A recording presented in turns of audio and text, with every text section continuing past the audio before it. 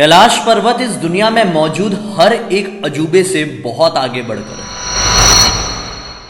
कैलाश पर्वत को अगर आप अजय पर्वत भी कहेंगे तो इसमें कुछ गलत नहीं होगा, क्योंकि कैलाश पर्वत एकमात्र ऐसा पर्वत है इस पूरी दुनिया में जिसे आज तक कोई भी नहीं चढ़ पाया है, कोई भी नहीं जीत पाया है, इसलिए इसे अजय पर्वत भी लोग कहते हैं। इतने सारे दुनिया में कई बड़े बड़े पर्वतारोही हैं, कई बार कई लोगों ने कोशिश किए हैं, लेकिन इस पर्वत को कोई नहीं जीत पाया है।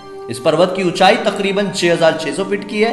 वहीं पर माउंट एवरेस्ट की ऊंचाई से इसकी ऊंचाई 2200 फीट कम है। लेकिन फिर भी आप लोगों को पता होगा कि माउंट एवरेस्ट में कितने सारे लोग कितनी बार चढ़ चुके हैं। क्या वो सारे लोगों ने कैलाश पर्वत में चढ़ने की कोशिश नहीं की होंगे, लेकिन कोई भी जीत नहीं पाया। ब्लडी सत्य के आज के इस एपिसोड में मैं आप सभी लोगों के सामने एक अकेले ऐसे आदमी का नाम और कहानी लेकर आ गया हूं जो कि कैलाश पर्वत में चढ़ा था, कैलाश पर्वत को जीत लिया था। दरअसल दोस्तों, अगर हम लोग तिब्बत के इतिहास को गहराई से समझे तो तिब्बत में एक धर्म गुरु हुआ करते थे जिनका नाम था जेटसन मिलारेप्पा। दरअसल दोस्तों, जेटसन मिलारेप्पा ही एकमात्र ऐसा इंसान है जो कि कैलाश पर्वत में अपनी योग शक्तियों की मदद से चढ़ गए थे। दरअसल जेटसन मिलारेप्पा के एक गुरु हुआ करते थे जिनका नाम था मारपा लोत्सवा। मारपा गुरु ने भी जब इनके अंदर की वो शक्तियों को पहचाने तो वो इनके गुरु होने के बावजूद भी इनके शिष्य बन गए थे। यह आप लोगों ने शायद ही कहीं सुना होगा कि कोई गुरु अपने ही शिष्य का शिष्य बन गया। ये यहां पर हुआ था दोस्तों। दरअसल माना जाता है कि मिलारेप्पा ने इतनी गहन तरीके से योग शक्तियों को हासिल किए थे कि वो कुछ ही पलों में कैलाश पर्वत में पहुंचकर वहां पर तप भी कर सकते थे। दरअसल बहुत सारे लोगों ने कई बार उस जमाने में भी कोशिश किए थे, लेकिन कोई नहीं चढ़ पा रहा था। एक बार बहुत सारे जो उनके भक्त थे उनके पास आए और कहे कि गुरुदेव आप एक बार क्यों नहीं चढ़ते हैं। गुरुदेव उनसे कुछ नहीं कहते थे। बस उसके बाद एक दिन ऐसा आया कि तब बिना कहे जेटसन मिलारेप्पा ने किसी से भी कुछ भी नहीं कहा, बस अपने साथ एक और धर्म गुरु को लेकर वो बढ़ गए आगे कैलाश पर्वत की तरफ। कैलाश पर्वत में काफी ऊंचाई तक वो दूसरे धर्म गुरु भी पहुंच गए मिलारेप्पा के साथ साथ, लेकिन वो दूसरे धर्म गुरु वहां की अलौकिक रोशनी, वहां की एक अलग सी एनर्जी को सहन नहीं कर पाए और अपना देह त्याग कर दिए। और मिलारेप्पा दूसरी तरफ बस कुछ ही पलों में कैलाश पर्वत की चोटी पर चढ़ गए। वहां पर वो चढ़े, वहां पर उन्होंने काफी समय तक तप भी किया और वहां से सकुशल लौट भी आए। जब ये बात लोगों को पता चली तो लोग बहुत ही ज्यादा हैरान हो गए, क्योंकि सभी लोगों को पता था कि कैलाश पर्वत किसी भी एंगल से नॉर्मल नहीं है। कैलाश पर्वत में जो कोई भी चढ़ने की कोशिश करता है तो एक बहुत ही कॉमन सी चीज आप लोग फेस करते हैं, वो ये है कि समय की रफ्तार बहुत तेज हो जाती है।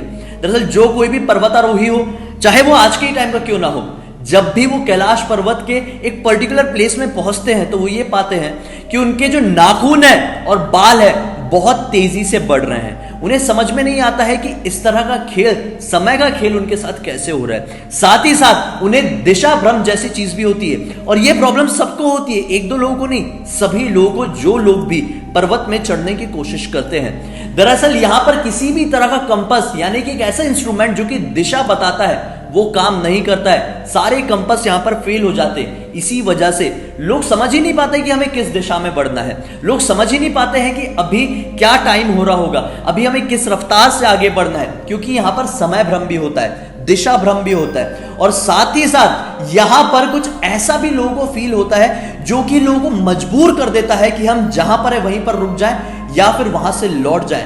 ये काफी सारे लोगों ने, वहां पर चढ़ने वाले लोगों ने बताया है। जब मिलारेप्पा की ये बात लोगों को पता चली तो लोग बहुत ज्यादा हैरान हो गए और सैकड़ों की तादाद में लगातार लोग मिलारेप्पा के पास पहुंचने लगे और उन्होंने मिलारेप्पा से आशीर्वाद लिए। लोग समझ गए कि मिलारेप्पा के पास कुछ ऐसी असीम शक्तियां हैं जो इस दुनिया में शायद ही किसी के पास शायद ही होगी दोस्तों। क्योंकि कैलाश पर्वत में केवल इसी तरह के भ्रम नहीं बल्कि बहुत सी अलौकिक चीजें और भी मौजूद है।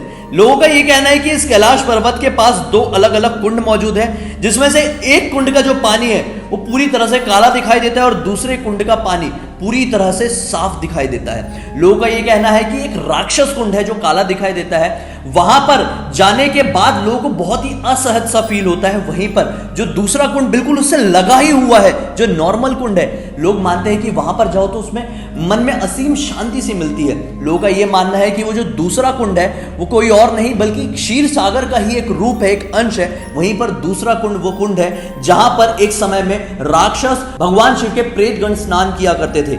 ये दोनों कुंड में से किसी भी कुंड के पास खड़े हो जाओ तो यहां पे लगातार ओम की ध्वनि लोगों को सुनाई देती है। और वहीं पर बहुत सारे लोग ये कहते हैं कि उस ध्वनि को ध्यान से सुनो तो ऐसा सुनाई देता है कि कोई दूर से डमरू बजा रहा हो। केवल इतना ही नहीं, कैलाश पर्वत में और भी बहुत सारी हैरान कर देने वाली गुत्थियां, बहुत सारी मिस्ट्रीज छुपी हुई है, जिसके ऊपर मैं पहले भी वीडियोस बना चुका हूं, डिटेल में बता चुका हूं। मेरे आज के इस वीडियो को बनाने का मकसद केवल यही था कि मैं आप लोगों के सामने उस आदमी का, उस धर्मगुरु का नाम लेके आऊं जो कि कैलाश पर्वत में चढ़ चुका है। केवल एक इंसान, जैसन मिलारेप्पा, केवल इन्होंने ही कैलाश पर्वत को जीता है, उसमें फतेह हासिल की है। लेकिन सोचने वाली बात यह है दोस्तों, जहां पर इतने बड़े बड़े पर्वतारोही जिन्हें बड़े बड़े पहाड़ों में चढ़ने का बहुत अच्छा एक्सपीरियंस है, वो आखिर क्यों कैलाश पर्वत पर नहीं चढ़ पाए? और आखिर मिलारेप्पा के पास ऐसी कौन सी योग शक्ति रही होगी जिस योग शक्ति की मदद से, जिस विद्या की मदद से वो इतनी तेजी से कैलाश पर्वत में चढ़ गए थे? और ये कई बार दावा भी किए हैं कि वो कुछ ही पलों में कैलाश पर्वत में चढ़ सकते हैं। ये कोई नहीं समझ पाएगा दोस्तों, ना ही कोई समझ पाया था। यही एक सबसे बड़ा रहस्य है, सबसे बड़ी मिस्ट्री है। आपको क्या लगता है इसके ऊपर? अपनी राय कमेंट सेक्शन में जरूर बताइए। मुझे पहली बार देखना है तो चैनल को सब्सक्राइब करके बेल आइकन दबा के ऑल के ऑप्शन में क्लिक करना, क्योंकि इसी तरह के हैरान कर देने वाले अनोखी वीडियो आप लोगों के सामने रेगुलरली लेके आते रहता हूं। इंस्टा के लिंक वीडियो के डिस्क्रिप्शन बॉक्स में क्लिक करके डायरेक्टली वहां पर पहुंच जाना। चलिए कल फिर से मिलते हैं, तब तक के लिए बहुत बहुत धन्यवाद। आपका दिन शुभ हो। हर हर महादेव।